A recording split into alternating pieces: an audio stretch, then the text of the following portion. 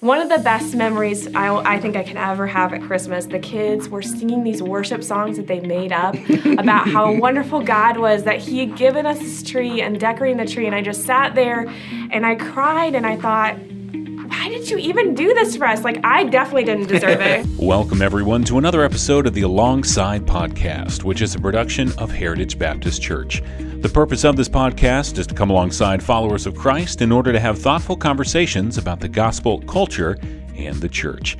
I'm your host, Mike Crump, and on today's show, we feature a conversation I had with the M family about their financial journey. After years of racking up student loans and other debt, they found themselves frustrated and even anxious about the weight of their financial situation. But that is not the end of their story. Here is the M family with details about their journey to financial freedom. Everybody just gets in huge amounts of debt. Get into all this debt and believed, like, well, this is what God would want me to do, and a lot of things like that, where this is the only option, and walked into to school and, went through several years of school, and constantly, like, every time that financial issues would come up for me, I actually, stepped away for a little bit, but I always went back to, well, this is just the only way, and I have to do it this way, and really not thinking about the consequences of it. And I say now, now having a lot of faith that the Lord could provide. If it was His will, then He could provide for it. So then cut to, we meet, we get married, and where Josh is now working for Liberty and able to go, we can go for free, but we're already really deep at this point in student debt, and our hearts had already been kind of drawn to the nations, but this debt was large for us. We had combined over $100,000 in almost $150,000 in student debt. I think that's, once you factor in the Parent Plus loan, I think it's more than that. It was a little bit more than $150,000. Yeah. So this was accumulated of credit card and also... We really had... This was all just student loan debt, but then there was a Parent Plus loan also. So it's two different kinds of student loan debt, but that's all. Two different times we did have a small amount of credit card debt that we paid down. When we first got married, I think you had $5,000 in credit card debt. And then later on, when we started to look into let's make changes to really attack this, because we felt like it was so overwhelming. It was beyond us. We weren't making enough money. We had little kids. It was we're on a payment plan of nothing, essentially, and we just try not to think very much about it. And we also had, because of basically health things, we had accumulated $3,000 or $4,000 in credit card debt. Yeah, it was $6,000. Oh, $6,000. Yeah. $6,000. Okay. So, and then on top of that, just kind of making things work without making enough money. So what was it like, just personally, with the weight of that debt? Did you feel the weight of that debt, or was it one of those things that was in the back? We'll eventually get to it. I compartmentalize. That's how I tend to deal with difficult things. So I would just not think about it. And it is the kind of thing where when it would come up and we would talk about it, it would kind of either the discussion would end or would hit the point of an argument kind of quickly, just because it was such a big, looming thing. But then also no specific, well, what do we do about it today? It's well, there's nothing I can do today that's going to make a difference on this. So... Yeah, I think we came at that differently, because I felt it very much like a huge weight and a lot of shame that went into it of, I made these mistakes, this is holding me back from, living the way that we believe our family wants to live, so a lot of shame. And we talked about it with each other, but never with anybody else. And to some extent, too, you didn't know about all of the credit card debt either, and that's partially because... you had difficulty processing it, so I would just keep it to myself. Yeah. It was a really tough thing for you to deal with, and it would kind of shut you down a little bit. So then instead of working through that and it's well, this is going to be a hard conversation, I was just well, I'll take care of it. Mm-hmm. Gotcha. So what was the catalyst? Where did that breaking point come, or the decision, or whatever it was that kind of led you guys into this new direction? So we had been leaning towards at the time, Heritage's Pathway to Missions for a little while at that point, over, it had been like a year and a half or more. And then we kind of had our like intro, We had to fill out a huge application at the time, and it was very in-depth about we had to talk about finances, we had to talk about a lot of things in that application. And then we met with Rob and Alan at the time. Yeah, Pastor Alan was the missions pastor then, and Rob was running the sending agency. He was, kind of just getting things rolling there, it seemed like. So one of the things that they had us do was we were kind of provisionally accepted in the pathway on the condition of really budgeting things out. Well, doing financial peace. They actually gave working us through financial peace, which was a huge gift. Yeah. And doing that and sort of kind of like, we'll check back in on your progress and see if we're ready to kind of fully begin this next steps. And it was they were really honest with us, and in a like I told you, like we did not talk to anybody about this. We didn't talk about our struggles with it, but we had to talk to them about it. And like, actually, I didn't want to have, Josh had said, I think it's time that we do this. We talked about it a lot, and I said, no, it's not time we do this, because we have this whole problem that we have to deal with, and we can't go in. And he said, I think we need to do it anyway. And I was like, they're just going to say we can't be in it because we have this. And I was like, well, at least that's an answer. Yeah. But rather, they just were really honest, and they said, this is a problem, but you're not really working towards it, but let's try that. And I was, oh man, that after coming back from that meeting was just a horrible day. I felt awful. I just felt like more confirmed. We are never going anywhere. This is never happening. We have all these issues. But God really, as we begin to lay it before him and say, because I had this struggle, and this is a sin struggle of like, I made this problem. I have to fix it.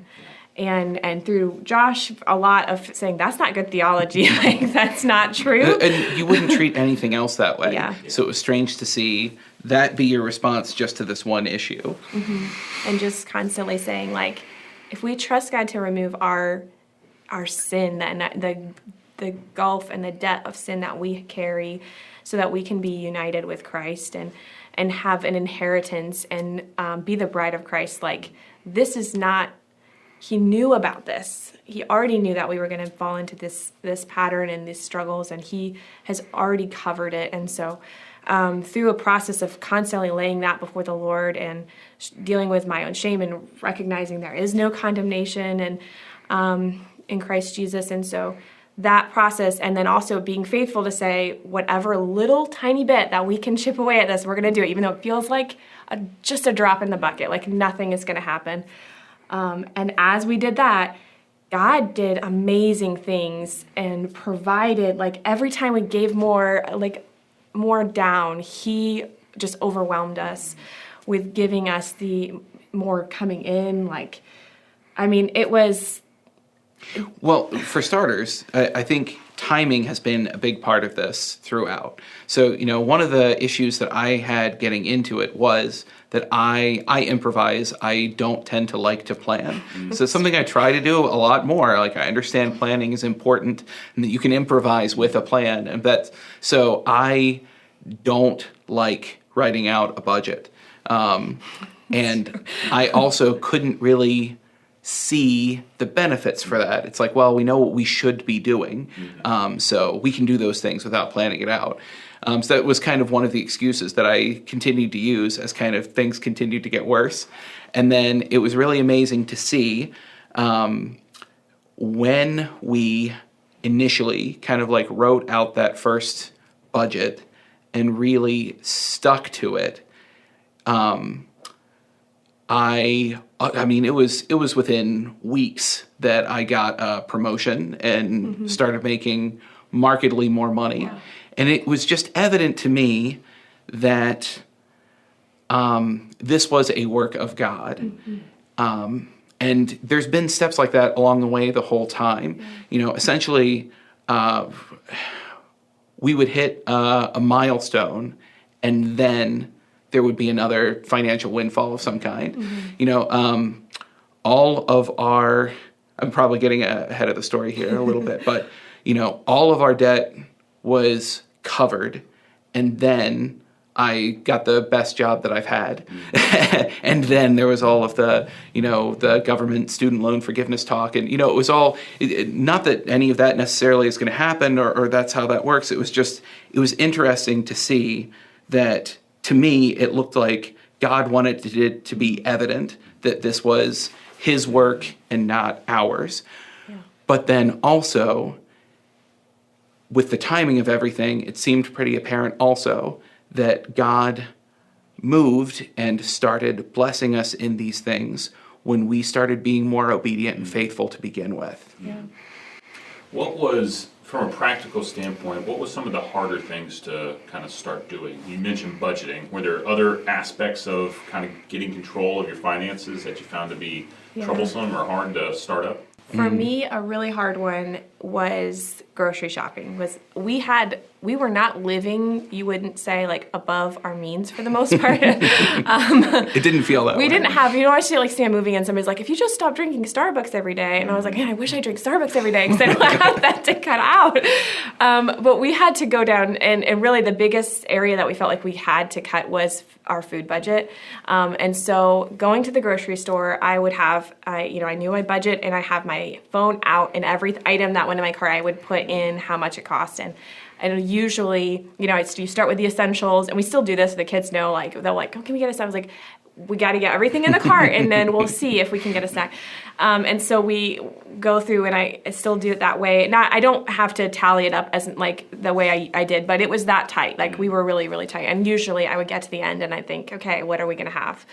And we'd have to put something back. And it was always a very humbling experience going in the grocery store and thinking and coming back with, you know, not my favorite things to cook or eat. Yes, necessarily. We eat beans and rice probably like 3 days a week, every week. So, but it was also something that was, like, even though it was hard and sometimes like stressful when you've got kids and you've got to, you know, all the things in the grocery store, but it was really neat that we grew to enjoy even those simple meals. And it's almost a refocusing too. Yeah. You know, it's like, similarly to how, not to the same extent that, like, you know, one of the benefits of fasting is that it refocuses your mind on prayer. It's like, well, engaging in this constantly was a reminder of this is why we're doing these things. Yeah.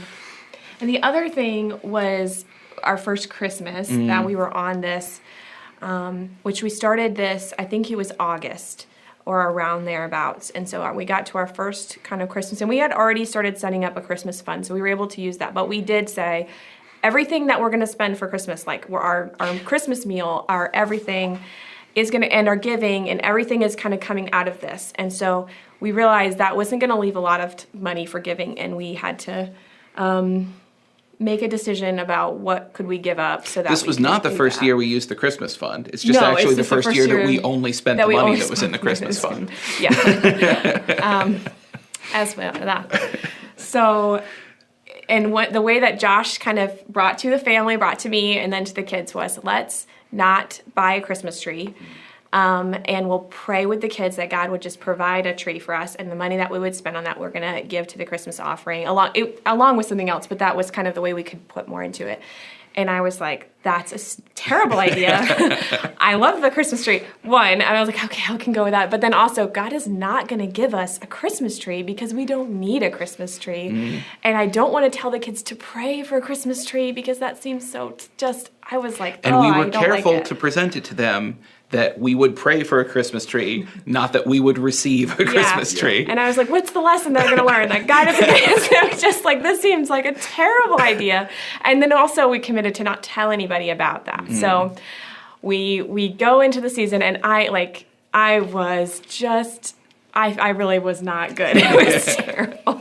I pouted a lot. I was weepy throughout the season about I don't have a tree, and the kids were wanting to get one, and we're praying every day, and I felt just, this is dumb. Like, we're not going to do well. But Josh was so good about like, yeah, we're going to keep doing that. And I would look on like Marketplace and I think, this one's really cheap. It's basically free. And you're like, no, it's not free. Well, one of the things that I had said was, if we do this in a way where you're not going to feel like it's an answer to prayer, if you know that you're cheating when you do this, then it's not even going to feel like a relief, It's going to feel like you let God off the hook, not like he came through. And then I think it was just a week before Christmas, it was a Sunday, there was a notification, because I had been looking at a lot of Christmas trees online, that somebody had left one outside, and it was free if anybody wanted to get it. And I thought, well, it's not going to be there anyway, and also, it's probably horrible. It's probably broken and gross. But Josh went over and found this tree and brought it in, and it wasn't it wasn't like fancy or anything, but it was simple. And we had that tree. It was a artificial tree, and we had it for several years. That we used that every year. And it was a good reminder the next couple of Christmases. And we loved it. And when the kids, they were like resting, and they came up, and they were so excited, and it was one of the best memories I think I can ever have at Christmas. The kids were singing these worship songs that they made up about how wonderful God was, that he had given us this tree and decorating the tree. And I just sat there and I cried, and I thought, why did you even do this for us? Like, I definitely didn't deserve it because I didn't have a good attitude about it. And we didn't need it, but God cares about us, and he delights to give us, pleasures it was just so sweet, and it's such a gift. And that was, that was just a wonderful experience. And to trust the Lord, whatever we lay down before him, it's not a promise that we get that back, but he loves to bless us and even those little things. Yeah. Amen. Were there other ways, and that's a prime one there, but were there other ways that through this process that you just found God's faithfulness and goodness to be on display? That's one of them. Are there other stories or incidents or just in general how you saw him work? So one of the things that had kind of hit me as we were going into this, and I don't remember if it's something that Pastor Allen said or if it was just kind of like a realization, but it's like without actually tallying, without keeping track, without knowing where all of our money is going, it's like if God were to step in and bless us financially, would we even notice? It's like it would just immediately get sucked into the vacuum. So then it was really neat to kind of see that almost working the other way. Just that money that we were specifically putting towards our debt piled up faster than made sense. That first full year of doing this, I feel like the first few months, it was kind of just like a struggle of faithfulness and getting the rhythms established. And then the next year, we were really kind of able to engage in that more fully. And essentially, over the course of the next year, what we paid off in student loans was more than half of what I was making. It was beyond. I told somebody that, and she said, "Well, how?" And I was like, "I don't know how. I really don't know how. I don't understand how that's happening." We had side jobs and things that were coming in, but it still didn't really make sense. We had things just, I still don't really understand where and how we were able to do that. We were not able to do it, but God he just did so much. It was incredible. Yeah, somehow, and this, so I was at the time making around $40,000, and we paid off $25,000 in student loans that first year. Wow. That is awesome. So what would you say to the couple who maybe they're under that crushing weight and they're feeling that? Maybe it's something that they just don't see how it could happen. What would be your encouragement to that person? I think my encouragement on this is very similar to the encouragement that I have on a lot of things. It's just what's that next step of faithfulness and next step of obedience that you can engage in. And then it's not even just putting it out there and waiting, okay, God, I've done my part, now do yours. But God does reward faithfulness, and that looks different than a lot of other people's stories. I acknowledge that our story is maybe not how it's going to work for everybody, but I just know that in so many different areas of our life, and we'd seen a couple areas where this worked already, where it was just kind of like that next step of faithfulness and next step of obedience just opened us up for God to work in an amazing way in our lives. And I would say, your next step could look different, but I think one that can be really hard is telling somebody where you are and just being really honest, and asking them to maybe help to hold you accountable, to pray with you through it as you begin to take those next steps. Look into the resources. Heritage does have a lot of resources, so ask people about those, and don't be secretive about it. You're not the only one with these struggles. You're not the only one, and it doesn't help you. It has a lot more power over you in the secret than it does when you bring it to the light and you begin to just be authentic and honest. And people want to see you succeed, and they want to see you have victory. And if you're if you're in a DC and you're going out to breakfast all the time or meeting up with people and you don't have the money to do that and you're just kind of trying to keep up appearances about that, and that can totally happen, just know that nobody wants that from you. People want to see you still be connected and still be able to participate in the things that are going on in your means and as God has given for you to do that. So just whatever, if there's those things that are kind of holding you up and God can provide for that in ways that you have no idea, and just don't hide it. Don't stay in the darkness, and don't put it off. Just start. Bonhoeffer said in Life Together that the only time a believer is truly alone is when they're harboring something secretive. It's like that you can't share. And then all of a sudden, instead of having this beautiful unity and community, this God-ordained unity that believers get, you have to struggle with it by yourself. Like that's self-imposed solitude by not dealing with that with the community, with the group. Yeah. Amen. Well, guys, I think you've covered, it's been awesome. I know I've been blessed by the conversation, by hearing y'all's stories. Is there anything else that you would like to share that you think would be beneficial to those maybe listening? So something, I wasn't really sure where this fits in, but something I really appreciate of Pastor Rob and Pastor Allen getting us into this to begin with is one of the excuses that we had at the beginning was there's so many important things to do. This just keeps getting set aside. So it was really, looking back, it's kind of funny that I think they just knew that this is what it was going to take for us to engage.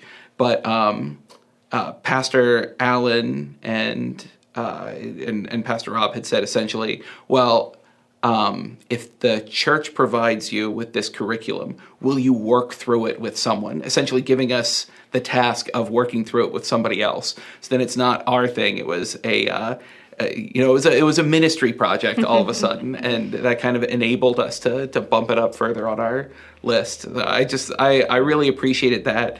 And we didn't even end up being able to find somebody else to go with it, but it helped us to be like, we asked a lot of people. Maybe this would be like another way for us to be doing like two birds or something, But you have to prioritize it because it's important, and it's honoring to the Lord. And if that's what it takes for you to prioritize it, find somebody else to go through this with you. Find somebody who might need it more than you that you can work through it with. And it's just a great first step.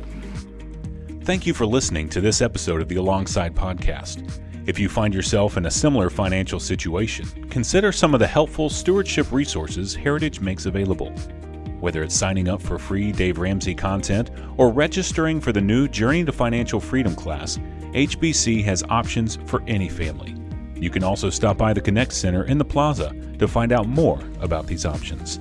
Again, thanks for listening to the Alongside Podcast. I'm your host, Mike Crump, and I hope you will join us next time as we continue to come alongside other followers of Christ in order to have thoughtful conversations about the gospel, culture, and the church.